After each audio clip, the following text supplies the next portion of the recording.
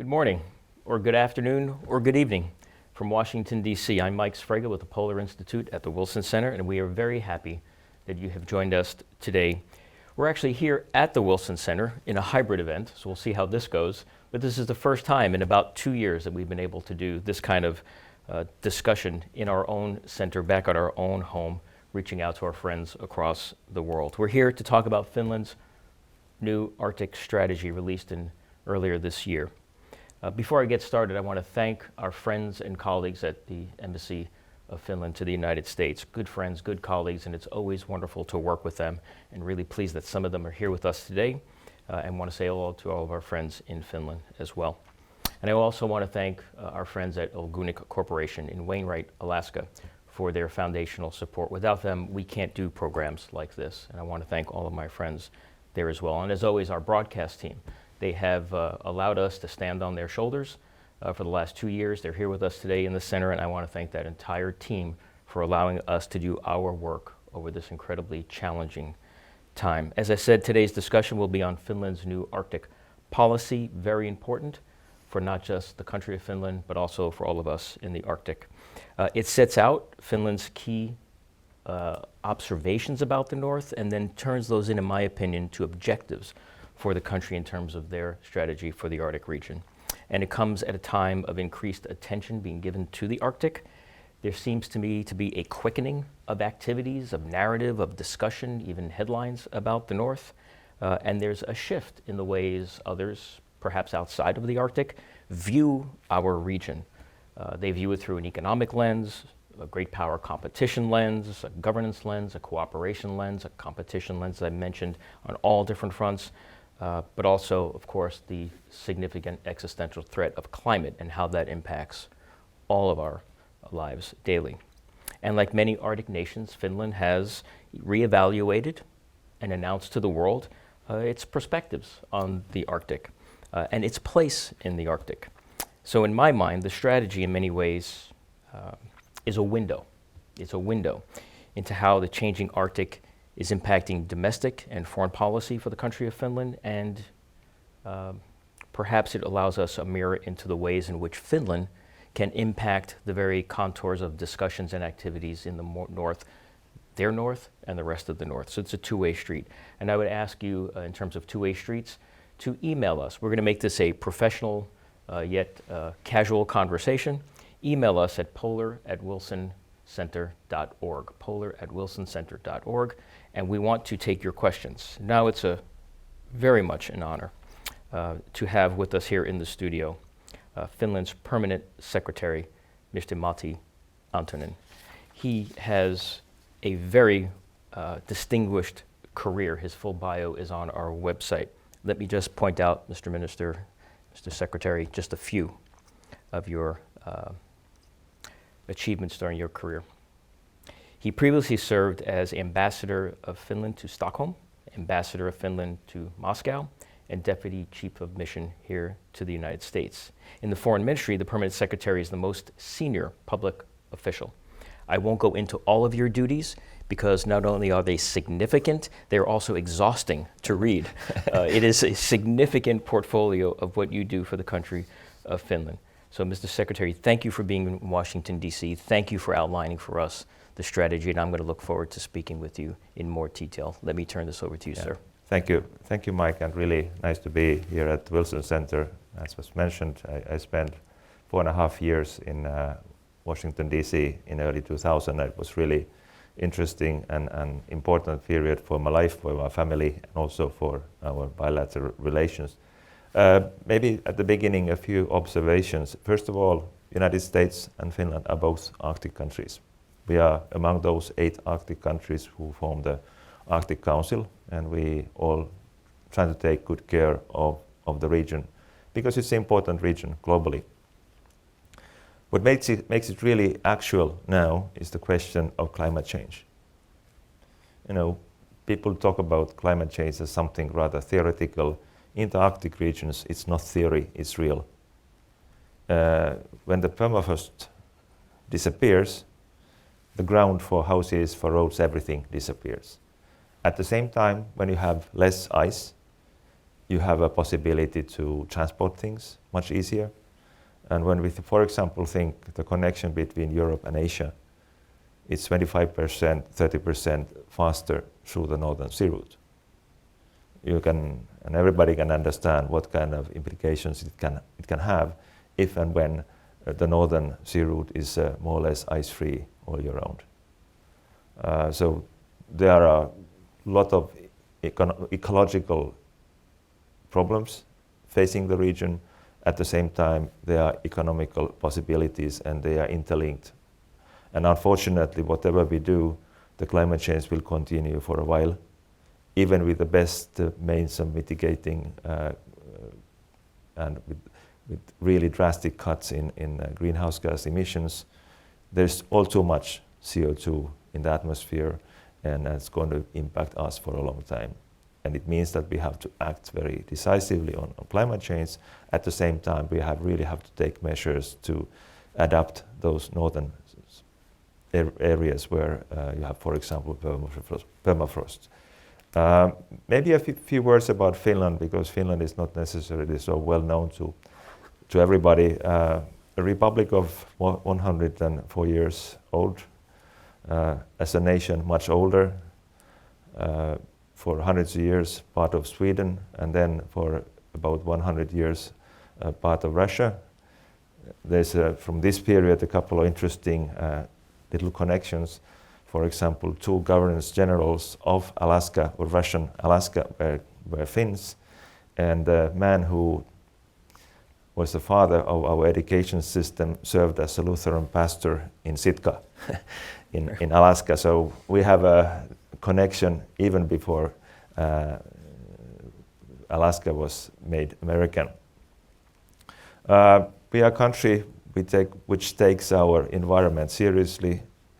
We are going to be the first industrialized nation, carbon neutral by 2035. Many people ask, how is it possible? Maybe later on I can tell how. I was just writing that question down. How is it possible? But I think it's doable. It's tough, but it's doable. And it's important that they are kind of role models for others to follow, because this is something we all have to do.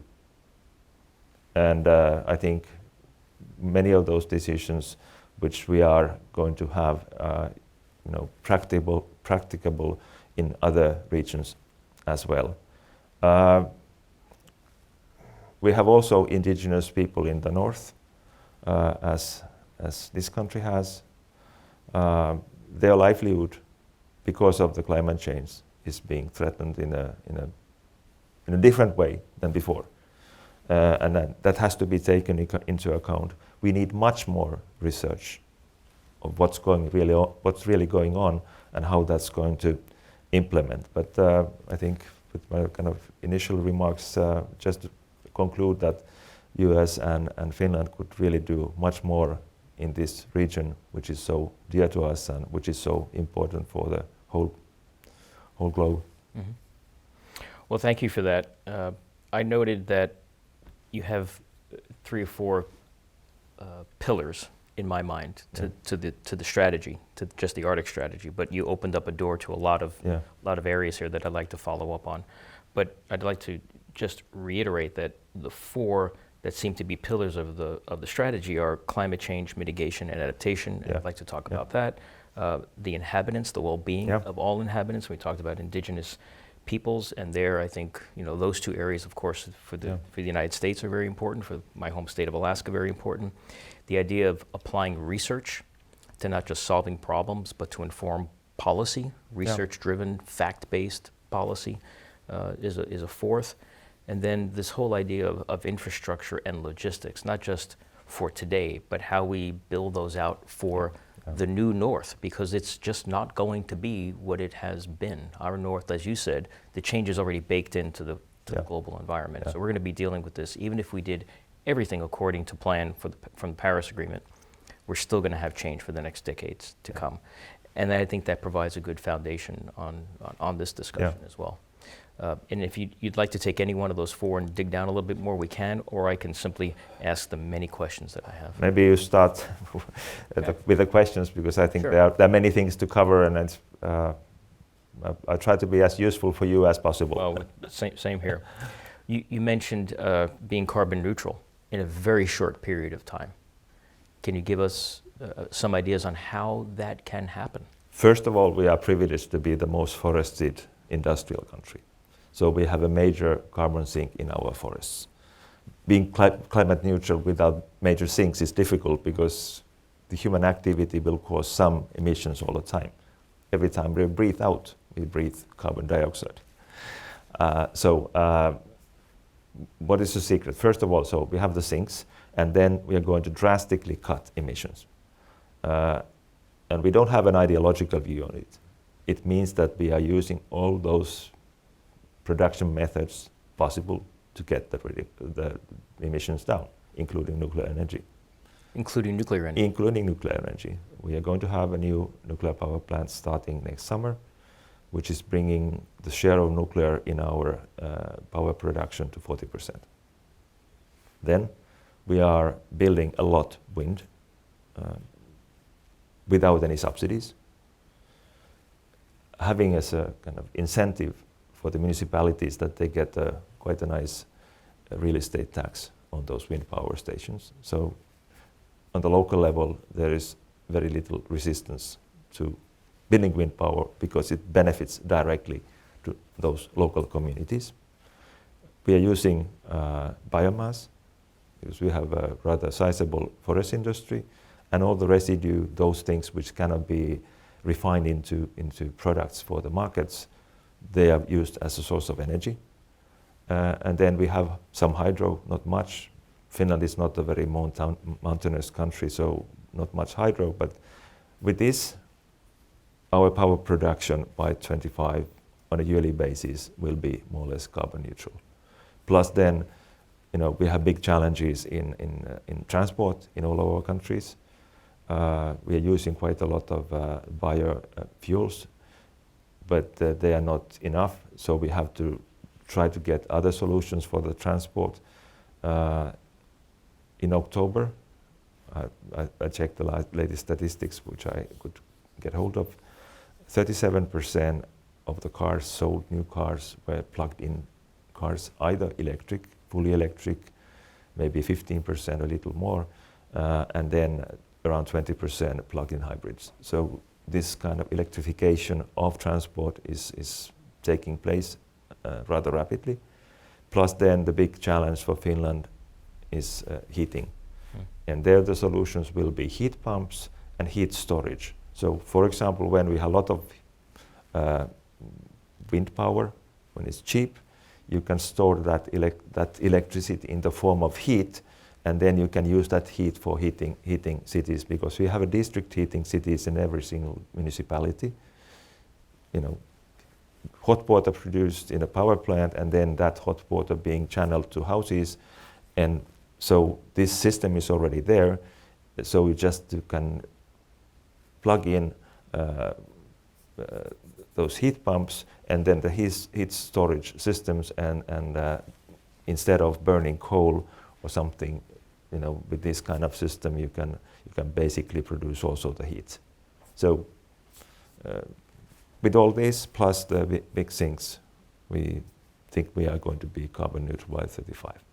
So this is fascinating. So it's a combination of domestic policy for the country, but it plays into an Arctic strategy on being carbon neutral, being in the north, and how you have diversified an energy equation for an Arctic country. Yeah. I'm fascinated to ask you, how has the response been to nuclear? Because as you know, some nations are supportive of that, and other nations and even individuals within the nations, different governments, are not as supportive of nuclear, especially in the Arctic region. I think the basic question is trust. If people trust that the nuclear energy is produced in a safe, sustainable and responsible way, then it's acceptable. I mean, none of us is a kind of at least I'm not a kind of a marketing man for nuclear energy, but when we have one big challenge, climate change, we have to do everything to fight it. And this is one possibility. what we have also tried to do, we have a system now to take care of the nuclear waste, because that's a thing which concerns people. We have a rather solid rock base in Finland in granite, and we have a depository. It's going to be around 400-500 meters underground, where the waste is being stored in this kind of capsules made of copper. It should be safe, and at worst, it can be only a kind of local problem. It doesn't jump anywhere from there. And if there's the smallest incident at any of our power stations, it's made public, and people have a very strong trust in our nuclear safety authority, because they're tough. They require 100% safe production, combination of all these makes it possible. Of course, if there would be solutions, without nuclear energy, fine. But at the moment, it's part of the mix, and it's going to be there for a while. So, Mr. Secretary, it seems like the nuclear is part of that transition equation. Yeah, I mean, it's like in this country, I think there would be, if the United States would close its 20% production, which the nuclear power plants produce, then it had to be replaced with something. And at the moment, it would probably not be renewable, and we would all know what are the consequences. I think for US, the big challenge is that what are you going to do with the nuclear waste? Yeah. Because at the moment it's stored at the sites, and it's not a long-term, very sustainable way of dealing with that. And I think that's a challenge you have to solve, but because the present so-called solution is not a solution. Can those containers be there in 50 years' time at those sites which are already being closed?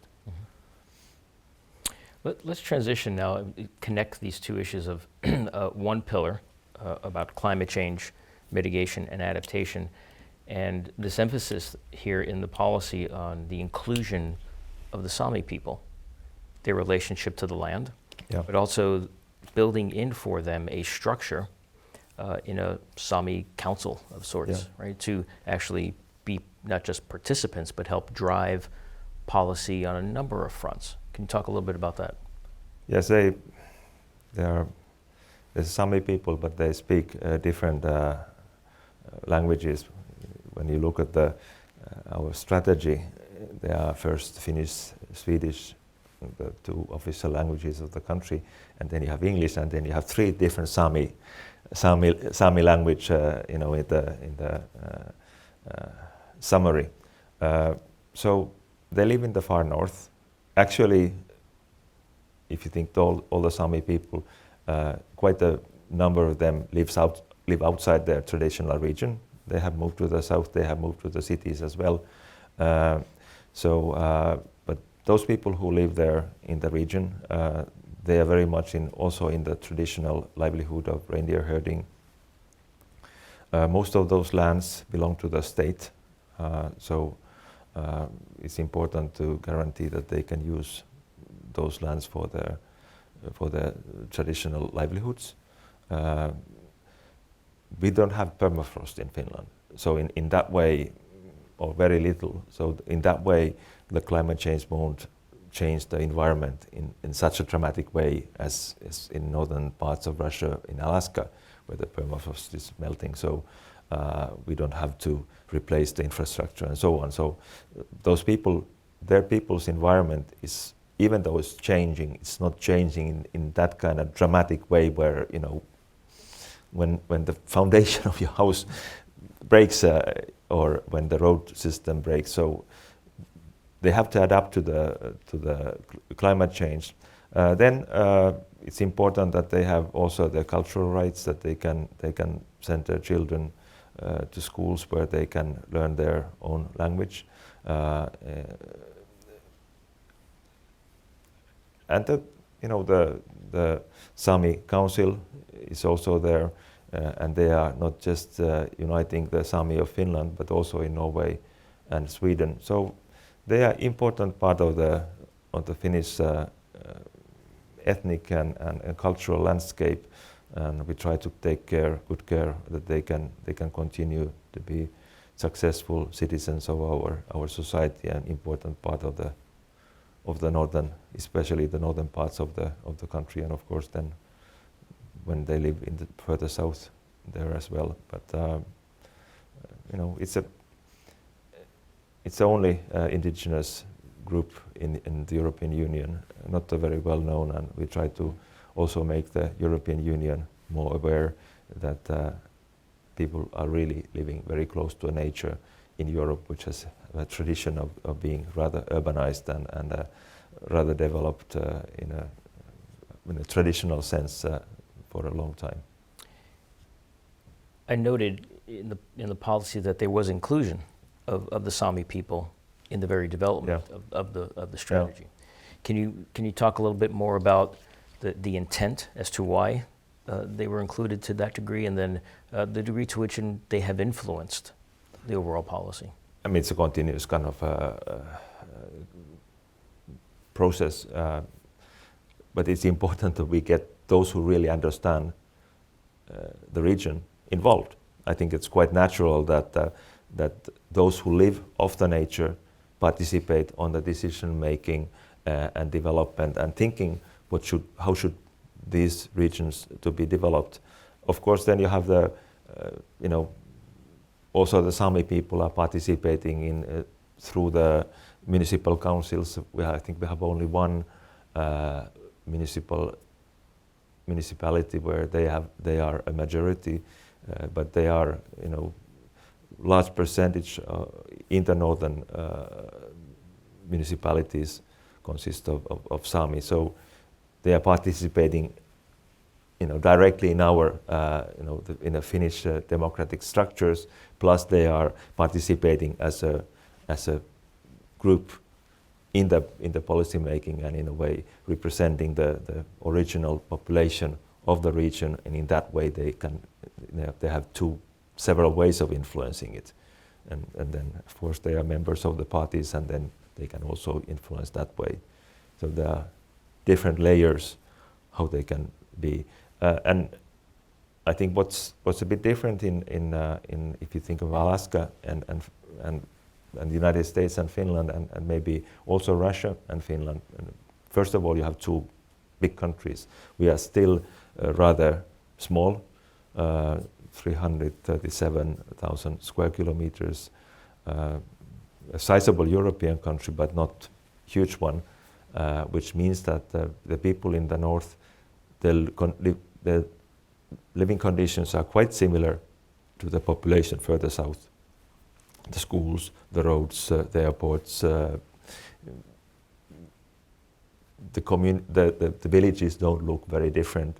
The level of education, the level of public service is pretty much the same. You have electric networks, up to the far north. So the infrastructure and everything is quite different if you think what you have in Alaska, where you have a few roads, you have to reach by plane to many of the communities.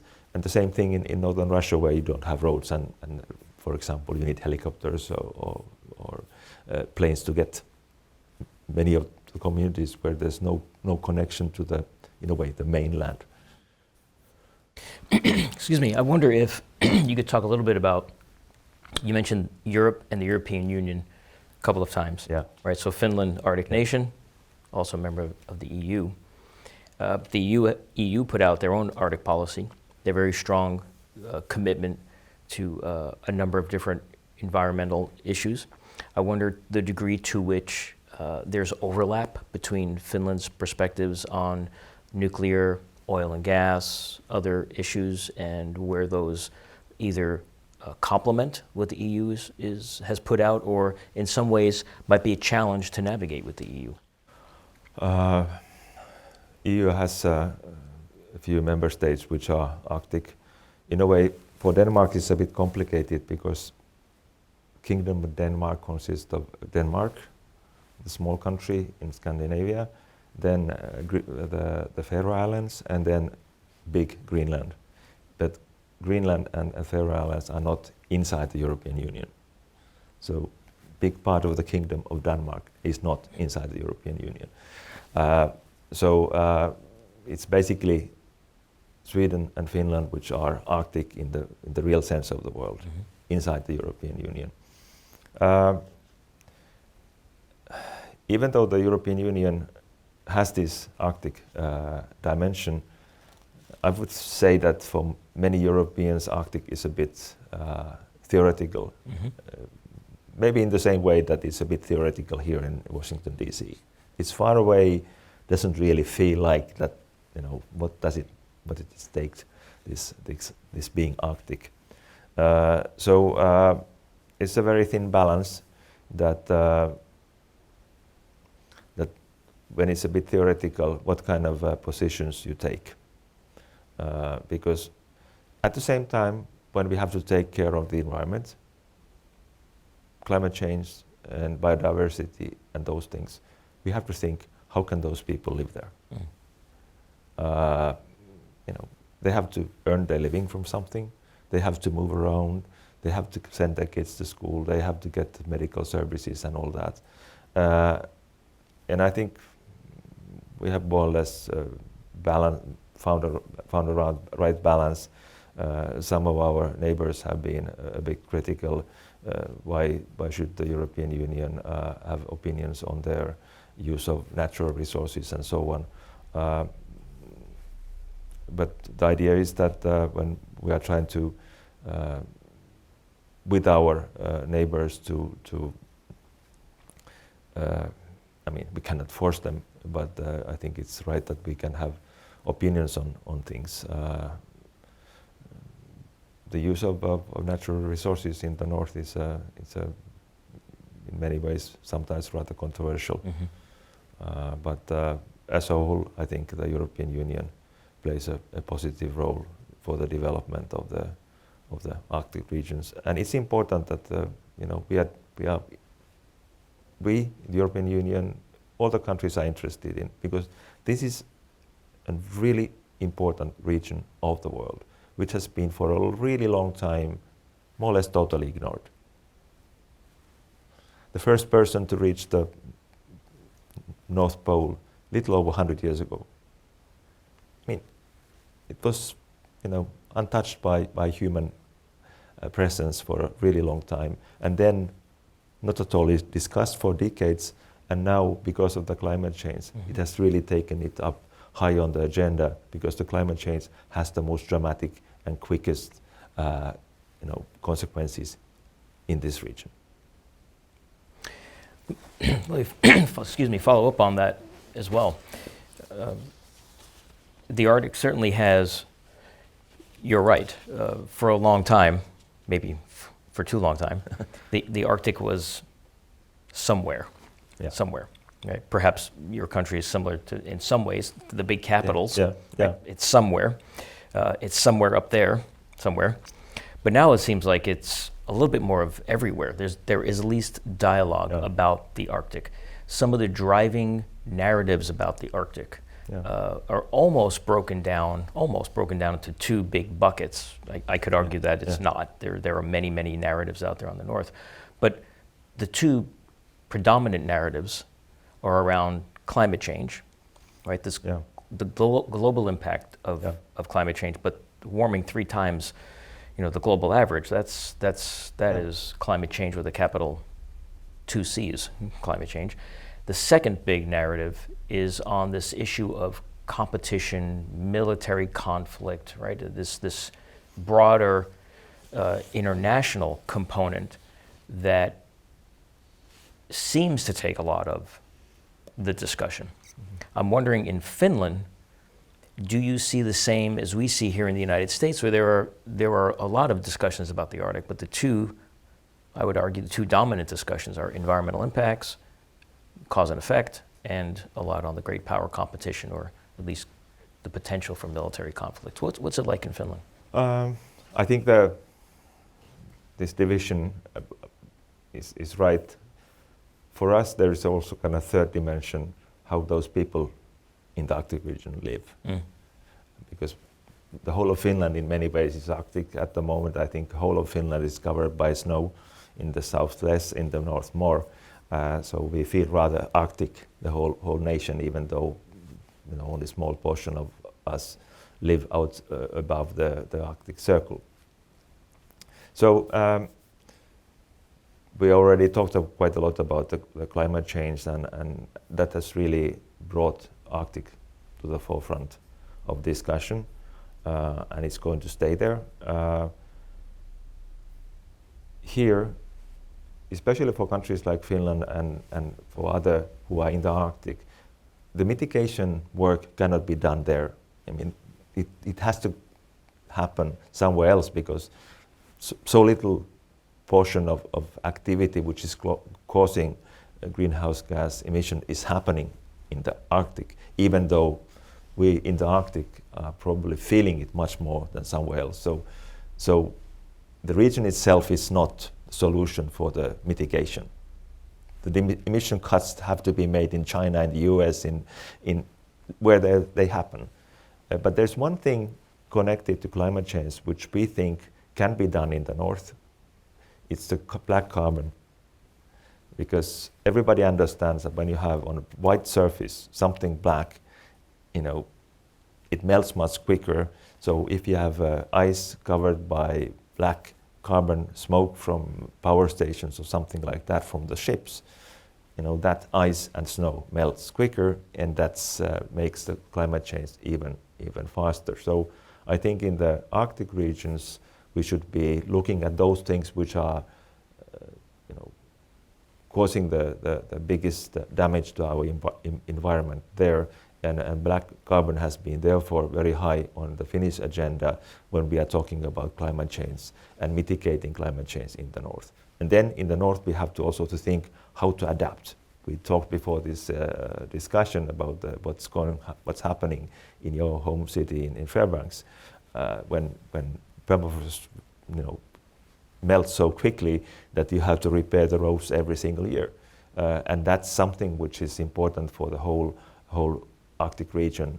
How to adapt, because we have to adapt even though we don't like the idea, but that's there. Then what you talked about, great power competition and interest. When you have a potential sea route which is 25% faster between Asia and Europe, it's quite clear that the big Asian nations are interested. Japan, South Korea, China, but not very much is still happening between Asia and Europe, because the conditions are really tough. If you go there now, you have 1 meter of ice and you have wind and it's total darkness. So it's not something which is getting much attention from the shipping lines at the moment. I think not many container ships go from Europe to Asia and back and forth normally. Mainly the traffic is Russian natural resources which are produced in the north going to places. But something which is maybe not so well known here in the US is that of all the Arctic countries, Russia is by far the biggest. And for all the Arctic countries, probably for Russia, Arctic is the most important. 90% of Russian natural gas is produced in the Arctic. Maybe 20% of Russian oil is produced in Arctic, and Russia is a big producer of these things. And we all know that around the Gulf of Mexico, US has built a huge LNG, kind of a string of pearls of LNG facilities. Russia is doing the same in the north, in the Arctic region, where they are producing this gas and then transporting it. The first big terminal is there, and they are now building another one, a huge one. So the Arctic becomes even more important. And of course, when you are there, when you have big assets there, you're interested to take care that they are safe and secure. You need a much better presence in the north, also from the rescue safety point of view, because you have tens of ships going back and forth. You have to take care that if something happens, you get people from the ships to the shore to be treated for medical conditions and so on. If there is a collision of ships or if something happens, you have to be able to do something. And I think it's going to be a dramatic increase of traffic in the north because of these big Russian developments in the Arctic region. And of course that then focus interest to the region. People are interested in seeing what's happening, and then maybe at that stage, if this route becomes really a major possibility to transport goods from Europe to Asia, I think then the big questions that who has the right to navigate, what kind of regulations do you need, who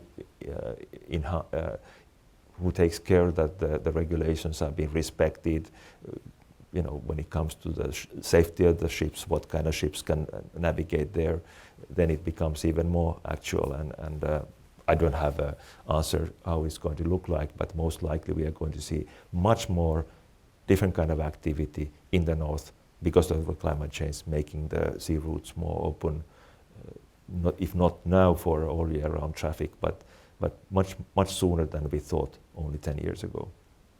Does it give you concern about that from an environmental standpoint?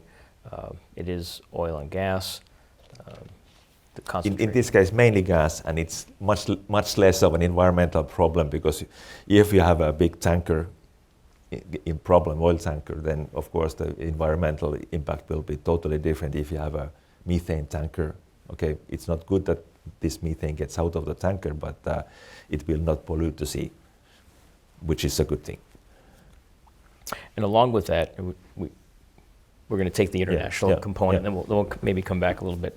But part of that, it'd be interesting to get your perspective on the other part of the development along the Northern Sea Route, which is an increased military presence as well, which has troubled and concerned many nations.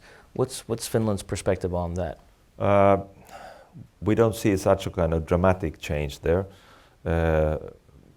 Soviet Union used to have a rather major military presence. Then for a couple of decades, it went down really a lot. And now Russia is repairing some of the old facilities they have, but it's still very, very far from what there was during the Soviet time. And basically, that's more or less the only military presence what you have along the sea route. US has how many icebreakers? 1, 2? We have 2. Russia is around 40. China has 2. So I think they are still they can still be quite safe in the way that they are the ones who are really the only ones able to operate above Asia for a long time. So I think there will be not so much competition in the real term. They are a country for which Arctic is very important, and they want to use their resources for the economy. And as we all know, gas is going to play a role for quite a long time. We all know that, like Finland, we try to get rid of coal by 29, but most likely we are going to use gas also afterwards for a while for purposes of heating and even for transport, because it's the cleanest of all the fossil fuels, and in that way it's understandable that it's being used. But I would not dramatize the change in the Arctic region from this point of view of security. There's interest because there are more things happening, but it's in a way proportionate to that increase of things happening, not disproportionate to that. So you see that there's a proportional link between the economic development. Yeah, because there was nothing. And the military. There was nothing before. It was empty. No major things went through the Northern Sea route. Of course, Russia had these big gas deposits, and it was piped through pipelines to the south. But the activity in the north was very, very small. Of course, you have to take care of the supply of fuel and other necessities to the few small northern communities, but big international traffic, there wasn't anything. Okay. I'm going to come back to domestic and then maybe go back international. We've got another 20 minutes or so, so there's a lot of let's have a beverage here. One of the pillars of the strategy talks about Arctic expertise, right? The emphasis on innovation, research, technology. Maybe you can talk a little bit about Finland's wonderful efforts in those areas, recognized in those areas, and how they apply to challenges that we have in the Arctic, particularly what challenges that Finland has in the Arctic, and all of your country, and how this idea of Arctic expertise applied to livelihoods, economic development, basic research. How does that all fit into the Arctic strategy, and has it fit into your domestic strategy? That's very important because, as I said, a region which wasn't really well known, but it wasn't also not very well researched. We have a university in University of Lapland in Rovaniemi. They have an Arctic center. They are doing research on the human side of this Arctic, and also on the natural sciences side of the Arctic. Of course, there's also this university network of Arctic universities, and I think that's very important because all the Arctic regions are facing very similar challenges, and we need a good coordination so that there's no we're doing something which is adding value and not doing the same things in a kind of isolation. I think that would be not a very good way of using our scientific resources. Then something which is important for us is to look at also at the boreal northern forest resource. We know that the rainforest and the forest in the south are very much in focus, but there are big forest resources also in the north. And also to understand how these northern forests are interacting with the climate. How, for example, the northern boglands are interacting with climate. Surprisingly little is known about it, even though the climate change has been in the discussion for a long time. But I think one of the people understand when you have a power station and chimney and that this is no good for the climate. But we don't really know how the ground and what's under it, the topsoil and the vegetation, how does it interact with the climate, and how does it change? How is it different in the north, in more temperate regions? A lot of research is needed, and then also what we need is that we need better predictions for the weather forecast, because weather in the north is still rather unpredictable, difficult, and we have to know when you have storms. Most likely we are going to have more precipitation, more snow. More snow means heavier loads for structures, houses,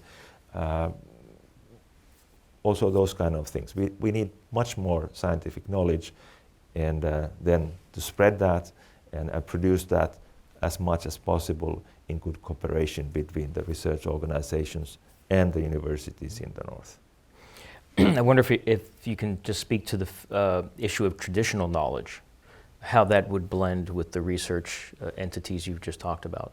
The traditional knowledge of the people living in indigenous Sami people. I think that's a good question, to which I don't have a good answer, because I'm not the real expert on this.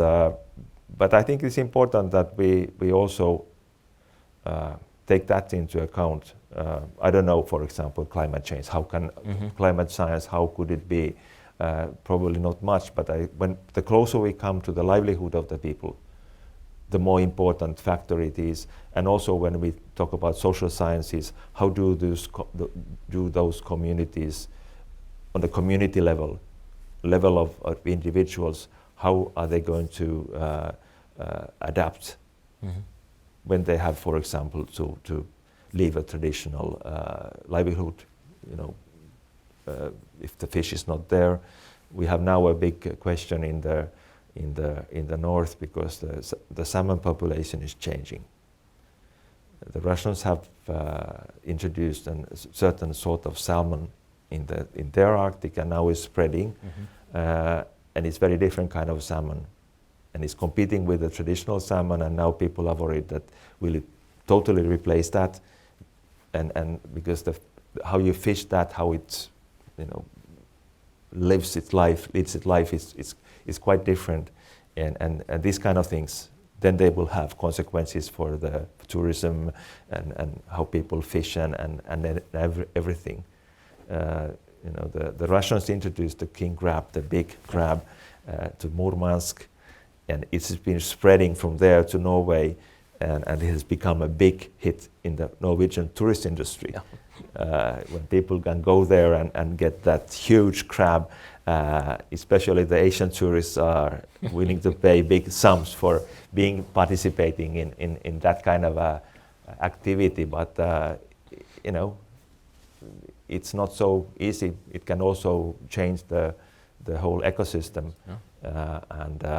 and then, you know, the fish stocks are moving, and there are a lot of things which we should know more. And the problem is that it's changing so fast in many cases, that how can they research something, because when the research is being published, it's already in a different situation.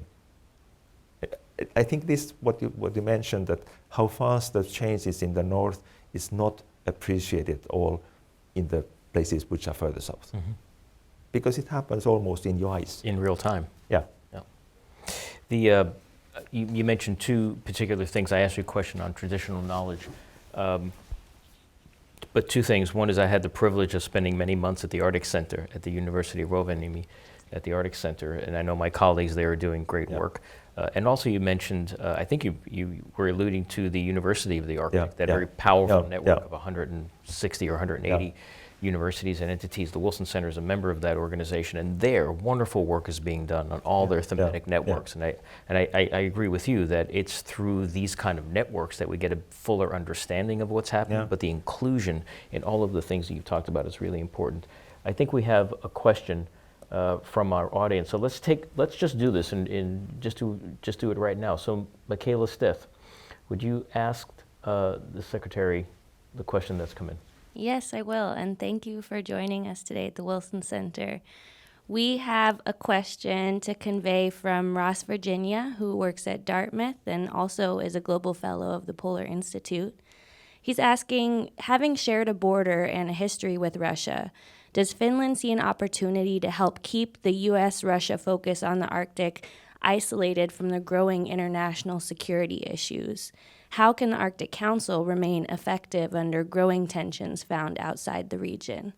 And perhaps this is a good time to ask the question, having talked about great power competition, but also research and climate change and the many things we can cooperate on.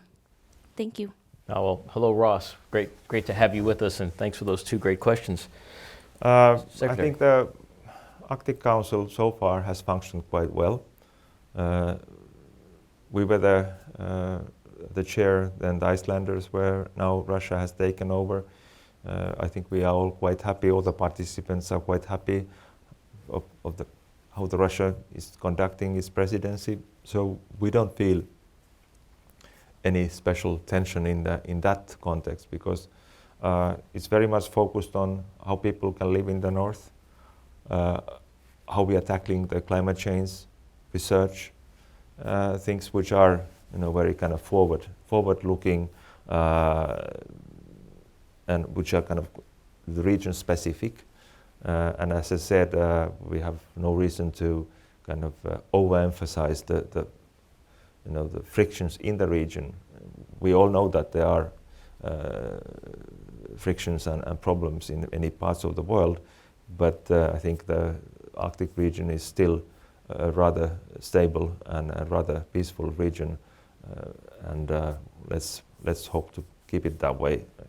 I think US and Russia you are quite able to build your relationship without us. But if we can be of help, we have one thing which might be of interest is that when Russia built its big oil export terminals in Gulf of Finland earlier during this century, together Finland and Russia and Estonia, we organized a system how to operate that shipping traffic in order to avoid collisions and problems in a rather small and heavily trafficked waterway, where you have a traffic east and west from and to St. Petersburg and these terminals, and then Helsinki-Tallinn ships going back and forth, and that's functioning quite well. And I think that's maybe a good model for if you have more traffic in the Bering Strait, shipping, fishing, whatever.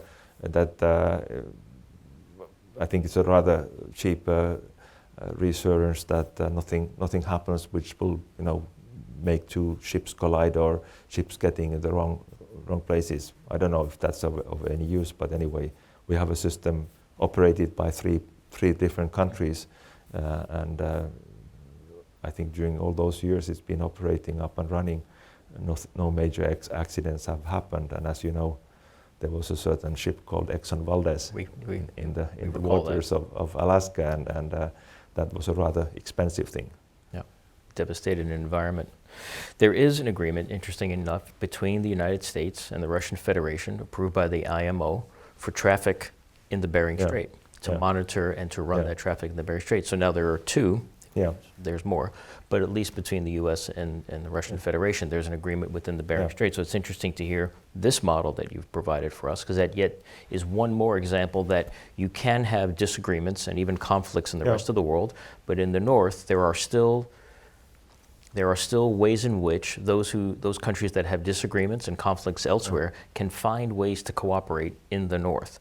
It is not, it's not a bubble. There are still pressures that drip into the relationships, but it seems that there are productive relationships with all 8 nations that we all hope, I think, provides some traction for more normalized discussions. And something which also might be of interest is also the role of forests, because I think we have all an interest to keep also the boreal forests in the global discussion. Russia, Canada, Finland, Norway, Sweden, because it's not very much part of the global discussion, because they also play a role as sinks. On the other hand, they can be in dangers by the forest fires and other problems which are happening in the regions which are threatening those forests. Are they big forest fires? Is that the problem in Alaska? We share this problem. We share, I think, many of the northern countries share the issue of it's multiple. The interview has turned, hasn't it? Yeah. This is wonderful. This is why it's a dialogue. Well, we share this threat. We share a threat on coastal erosion, permafrost thaw, and its impacts on our indigenous peoples, impacts on our infrastructure. We share, unfortunately, the drying out of many of our areas and these massive fires. We share this with Russia, with Canada, with Alaska, Finland. I mean, the forest systems are threatened across the north. So yet another reason, I think, emphasis on why the Arctic Council is so important, because we can look at these things, but the integration of our data and sharing of cooperative research is so important to all of us. Yeah, because we are lucky in the way that we have a very dense network of forest roads. So you can get to those forests, because, I mean, how can you put out the fire if you cannot get there? So that's a kind of positive thing for us. We are also feeling the increasing dryness during the summer. Of course, years are not alike, they differ, but I think this is something important, because while the forest should be as sinks, but if they burn down, that's the end of that story. That's right. And we need more sinks, and therefore, how to fight forest fires in the best possible, most efficient way becomes really crucial. That seems like something fruitful for all Arctic nations to think about and to come up with. We have an Arctic Coast Guard Forum sharing a lot of information. Maybe the forest fires is the next one. I think we have another question right here in the audience. This has not happened in 2 years. This is fantastic. Just identify yourself, please. Thank you very much. My name is Andreas Raspotnik. I'm a fellow with the Global Europe program here at the Wilson Center, but do focus my research very much on the European Union and the Arctic. And you mentioned before the EU's Arctic interest, and I have a very specific question on the European Green Deal. And I was wondering if you see as this European Green Deal can have some kind of impact on economic cooperation between Finland and Northwest Russia in the various fields of renewable energies or everything involved. Thank you very much. Probably it has an impact, but I've been working with Russia a long time, and something which is not realized in Russia is that Russia could be a real renewable energy superpower. Something which is not realized at all, and somehow the discussion and the discourse in Russia is that Russia has to be or will be kind of fossil energy big superpower, but it has all the possibilities to become really a renewable energy superpower. In the south, you have a lot of sun. In the north, very coastal areas, on the steppes, you have a lot of wind power, a really good wind power. You have big hydro possibilities, and then of course you have the nuclear. So Russia could easily become a rather green if there would be the will.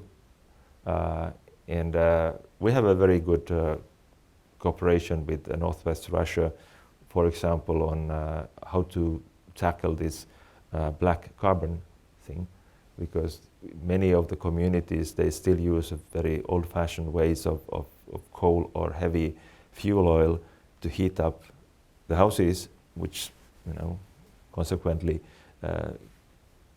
produces black carbon, which in the winter goes around the communities and causes this snow melting faster. So I see a good opportunities for cooperating with the neighboring region across the border on the climate things. But of course then when Europe becomes more carbon neutral, decreases the amount of fossil fuels, that will have an impact on the EU-Russia trade, because it's very much consisting of export of Russian fuels to Europe. So in that way, the Green Deal will have an impact. It won't be very fast, but I think it's going to have a profound impact in the 10, 20, 30 year time, because much of the Russian exports, they don't find any more the markets in Europe. But it does not mean that we could not trade, but then there has to be new products. Maybe also the hydrogen economy could help, because when you have these possibilities of producing massively renewable energy, that could be also used to make massive amounts of hydrogen at a very competitive price. But you don't get there if you don't want to get there. I'd be remiss if I didn't ask the question about China and Finland's relationship with China. We have about a minute or two left. Finland's relationship with China and the idea that, to the degree to which China has invested in Finland, that is, of course, an issue for the United States, as you all know. But your perspectives on Chinese investments in the Arctic and Chinese investments in Finland? We have very, very few Chinese investments as a whole. It's mainly that the Finnish industries have invested massively compared to the Chinese investments in China. They used to invest in China to produce things to third markets from China.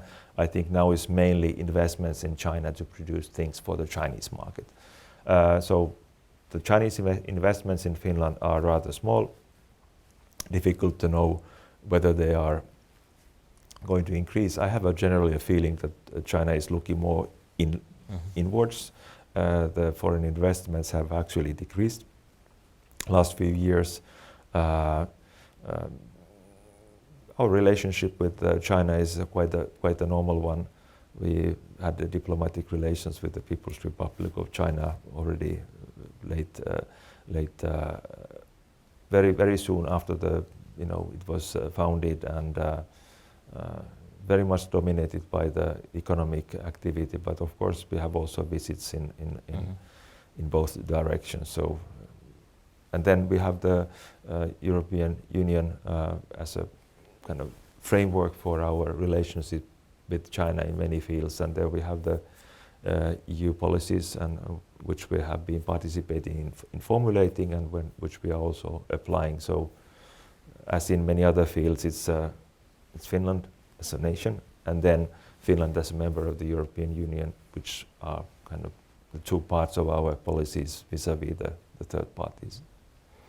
Thank you very much for allowing me to ask that question. We just kind of brought it right in there, but I think you wrapped up very nicely. We are unfortunately out of time. I could have kept doing this. I have many questions here, but we'll have to arrange some more time for us to talk. Mr. Secretary, thank you for your willingness to come and talk, not just about the Arctic strategy, but we talked about many things here. I want to thank our friends and colleagues watching today for your continued support of this program. We've done dozens and dozens and dozens of programs over the last 2 years, and of course over the last 4+ years we've been an institute. So I want to thank everyone for staying with us during this time of Zoom, all of our colleagues who asked the questions, the embassy here in DC. Thank you so much to our colleagues from the Finnish embassy. Secretary, thank you for your time. Thank you. And I hope that we can do this again sometime. Thank you. All right, thank you. With pleasure. Thank you all. Bye-bye.